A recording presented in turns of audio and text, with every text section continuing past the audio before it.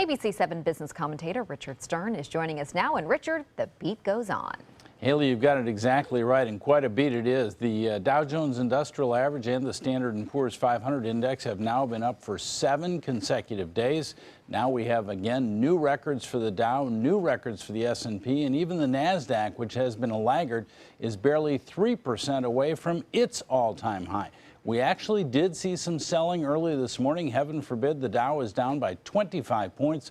We turned that around to plus 40 at the high of the day and finished with a modest gain, but a gain nonetheless. So records everywhere. Let's take a look at the figures, and impressive they are. There you see the Dow added 16.5 points, 0.1%, closing at 18,533.05 on volume of 737 million shares. The NASDAQ was the biggest mover of the day, up over just 0.5%, up over 26 points, closing at 5,055.78. That on volume of 1,648 million shares. The S&P, another record, up over 5 points, 0.25% at 2,166.89.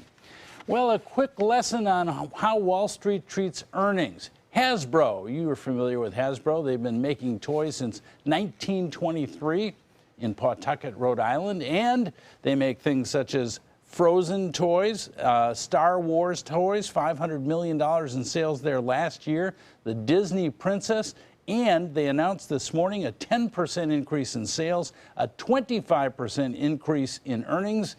And now here's the lesson. The stock was down by 6.5 points despite those extraordinary figures because, of course, Wall Street was expecting more. The lesson is simply this. Whatever the earnings are, the real important thing is how did those earnings compare with the Wall Street consensus? In the case of Hasbro, not well at all, Haley, I'm afraid.